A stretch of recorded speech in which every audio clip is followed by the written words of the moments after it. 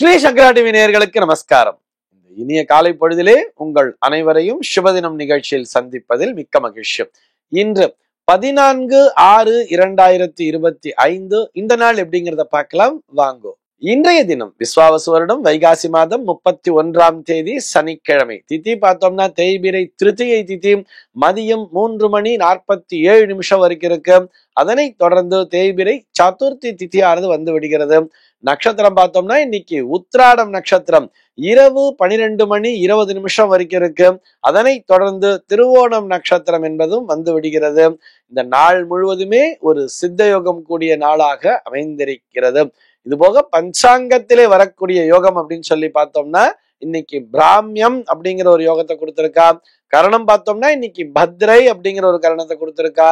இந்த நாளானது ஒரு மேல் நோக்கு நாளாக அமைந்திருக்கிறது.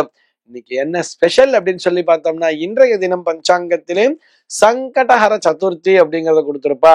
இது ஒரு சனிக்கிழமை நாளாகவும் அமைந்திருக்கிறது. ஆக இந்த நாளிலே மாலை பொழுதிலே அருகிலுள்ள விநாயக பெருமானுடைய ஆலயத்திற்கு சென்று இறைவனை வழிபடுவதன் மூலமாக அந்த சனியினால் உண்டாகக்கூடிய சங்கடங்கள் நீங்க பெறலாம். சென்னையை பொறுத்தவரை இன்றைய தினத்தினுடைய சூரிய உதயம் என்பது காலை 5:46 சூரிய அஸ்தமனம் என்பது மாலை 6:32 சந்திர அஸ்தமனம் என்பது காலை 8:07 சந்திர உதயம் என்பது இரவு 9:14 சம்பவிக்கிறது. பிரம்ம முகூர்த்தம் பார்த்தோம்னா நாளைய தினம் அதிகாலை 4:16 முதல் காலை 5:46 வரையில் நீடித்திருக்கிறது.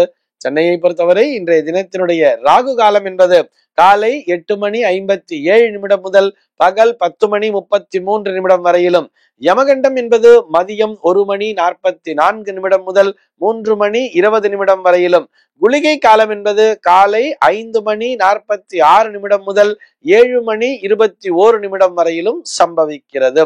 தினாந்தம் பார்த்தோம்னா இன்றைய தினம் இரவு 1:33 கொடுத்திருக்கா.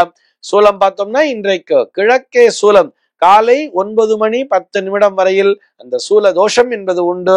அதற்குரிய பரிகாரமாக தயிர் அருந்தி விட்டு கிழக்கு திசையை நோக்கி பயணிக்கலாம் அப்படிங்கிறதையும் சொல்லி இருக்கா.